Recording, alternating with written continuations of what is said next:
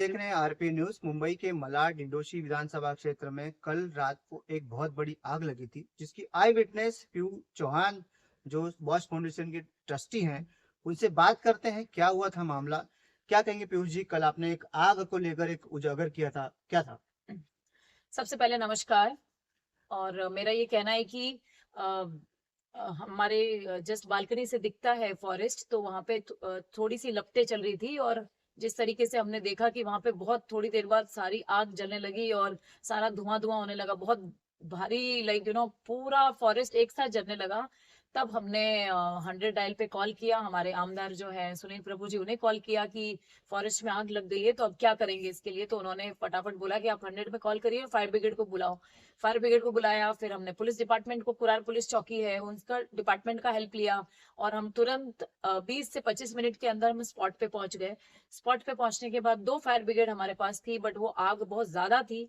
दो या से भी कुछ नहीं हो रहा था, 2 या 3 से। तो उन्होंने बोला डिपार्टमेंट ने कि 6 से 7 फायर ब्रिगेड और लगेगी। जी। उसके बाद हमने और कॉल करके जो जो भी पास पास था, कांदिवली, मलाड, दिंडोशी, जितना हो सका वो सारी फायर ब्रिगेड भी आया, पूरा डिपार्टमेंट ने भी पूरा सपोर्ट किया।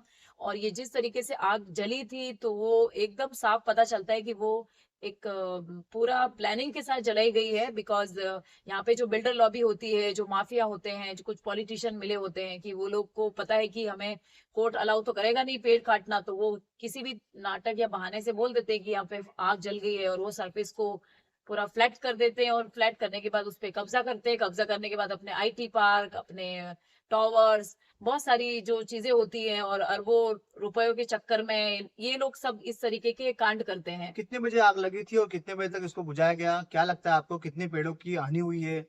ये आग जल गई थी 8, 8:30 बजे, और ये हमने 12:30 बजे तक फाइनली इसको हमने बुझाया, क्योंकि 3 घंटा लग गया था, बहुत ज्यादा आग थी। और नहीं नहीं करके भी इसके अंदर 1500 तक के सारे झाड़ जो थे बड़े बड़े, वो सारे जल चुके हैं। और फिर भी हमने कोशिश किया कि कुछ चीजें बच जाए, बिकॉज एनिमल्स और बर्ड्स को बहुत प्रॉब्लम होती है। तो जिस तरीके से ये सारी चीजें हुई हैं। किससे बात की आपने? जो मिनिस्ट्री लेवल पे किससे बात की है? क्या आपको क्या कहा है आपसे? अ, हमने जब हमने देखा आग जल रही है, तो हम, because I am very sensitive, तो मैंने तुरंत हमारे जो आमदार हैं यहाँ के, मलाड ईस्ट के, दिंडोशी विधानसभा के सुनील प्रभु जी, उनको कॉल किया। तो उन्होंने तुरंत फायर ब्रिगेड भी भेजा, और उन्होंने बोला कि आप 100 पे कॉल करके पुलिस डिपार्टमेंट से भी सपोर्ट ले लो। ऐसे करके सबसे हमने कुछ कुछ, 2 3, 1 2 ऐसे करके हमने 7 8 फायर ब्रिगेड वहां पे इकट्ठी की, और जितना हो सके उतना हम सबने मिलके उसको बचाया, फॉरेस्ट को। और ये तो वैसे भी जलाई हुई थी आग। हमने पूछा भी कि ये आग जली कैसे है, तो बोलते हैं अभी 2 दिन बाद पता चलेगा, ये होगा वो होगा। तो ऐसा कुछ नहीं है, ये सब कुछ प्लानिंग होती है। फॉरेस्ट डिपार्टमेंट के कौन से अधिकारी से आपने बात की? फॉरेस्ट डिपार्टमेंट के जो महाराष्ट्र के जो ऑफिसर हैं, मिस्टर सुरेंद्र जी, वो नागपुर बैठते हैं। तो उनसे भी हमारी बात हुई है, और उन्होंने भी यही बोला है कि आप ये पूरे मुद्दे को रेडी करो, और आपका नेक्स्ट ये पूरा जो फाइल है, हमारे जो कैबिनेट मिनिस्टर हैं मिस्टर भूपेंद्र यादव सर, उनके पास आप ये फाइल को रखिए। बिकॉज ये इन्वायरमेंट बहुत ही सेंसिटिव मुद्दा है। और यहाँ के जो मिनिस्टर है मिस्टर गणेश नायक, उनके तक भी ये वीडियो पहुंचा है, उन्हें भी ये पता है सारा चीज की, जिस तरीके से आग जली है और ये सब हुआ है।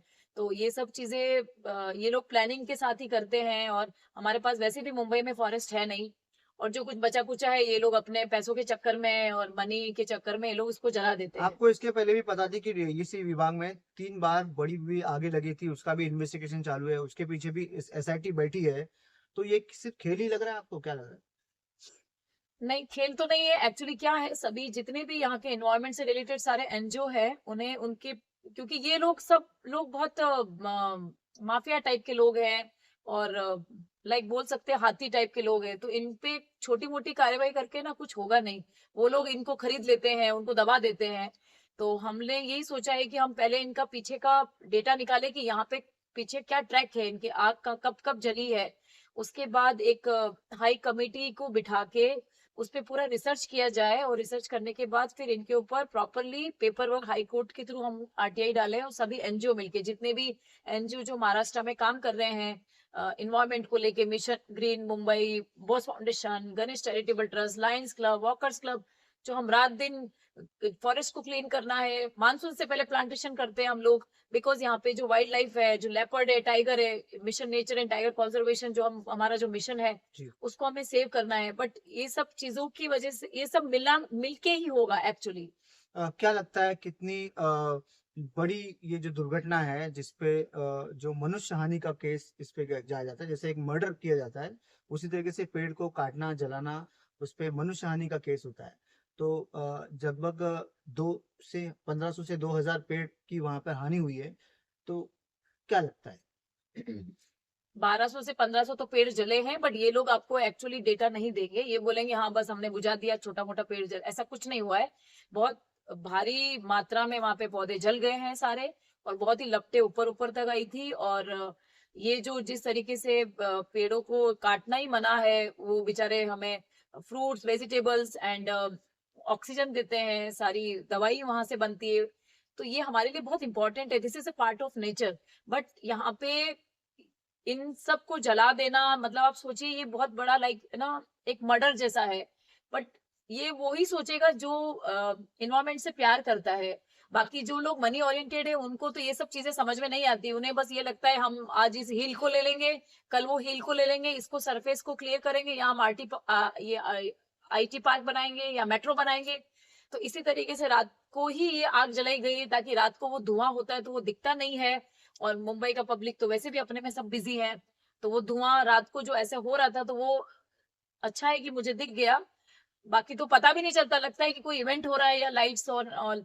तो ये सब चीजें लाइक ये कि पूरा मर्डर है, ये बहुत मतलब घिनौनी हरकत बोल सकते हैं इसको।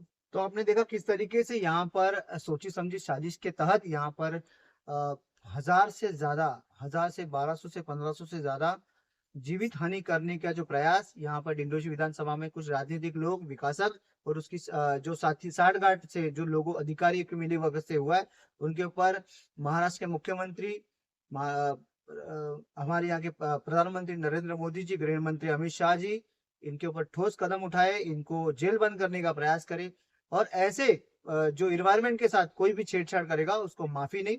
जिस तरीके से एक देशद्रोही होता है जो हमारे देश का भला नहीं चाहता, उसी तरीके से ये लोग भी एक देशद्रोही है, क्योंकि जो हमारे यहाँ के में सबसे महत्वपूर्ण जो पेड़ होता है उसको बचाने में असफल रहते हैं, पेड़ों को काटने में, जलाने में जिनको निर्दयता नहीं आती, जिनको दया नहीं आती है, ऐसे लोगों को देशद्रोही कहना चाहिए। ऐसे देशद्रोही को इस भारत में किसी भी प्रकार की कोई जगह नहीं देना चाहिए, इनके ऊपर ठोस कार्रवाई करना और चाहिए। अगर इसी तरीके से पेड़ कटते रहे और लोग बोलते रहे कि ये मेरा डिपार्टमेंट नहीं है, ये मेरा काम नहीं है, वो जंगल एरिया है, ये है वो है, तो एक टाइम ऐसा आएगा कि हमारे पास फॉरेस्ट भी नहीं बचेगा, और वाइल्ड लाइफ को तो प्रॉब्लम होगी होगी। और जो बच्चों के जो फ्यूचर है उसमें भी बहुत प्रॉब्लम होने वाली है, बिकॉज हमारी हेल्थ है तो सब कुछ है। तो हेल्थ के ऊपर सबसे ज्यादा इफेक्ट गिरेगा। तो मेरा रिक्वेस्ट है सभी से कि इन्वायरमेंट को लेके या वाटर कंजर्वेशन को लेके या फिर एनिमल वेलफेयर को लेके कुछ भी ऐसी एक्टिविटीज होती है, नॉनसेंस चीजें होती है, या लोग प्लानिंग से ये चीजें करते हैं, तो उसके ऊपर आप खड़े हो जाइए, उस पर एक्शन लीजिए और डिपार्टमेंट का सहयोग लीजिए। बिकॉज डिपार्टमेंट को भी जब हमने बात किया, उनको भी सब चीजें पता थी, उन्हें भी सब पता है स्टोरी पीछे क्या चल रही है। बट क्या है, सब अपने अपने सिस्टम में पैक होते तो कोई बोल नहीं पाता है। बट ठीक है एनीवेज, बट हमें पता है कि हमें क्या करना है। तो इसे हम इसी तरीके से हम एनवायरनमेंट को और एनिमल जितने भी हैं सबको हम सेव रखें। अगर आप, बिकॉज हमारी हेल्थ है तो सब कुछ है। तो आपने देखा किस तरीके से पीयूष चौहान जो बॉस फाउंडेशन की फाउंडर है, और जिस तरीके से इन्होंने इस मुद्दे को, जो दबे हुए मुद्दे को उजागर किया है, और डिंडोशी के हजारों पेड़ों को मतलब जिसकी बॉडी का कोई पहचान नहीं होती, उनको लावारिस कहते हैं।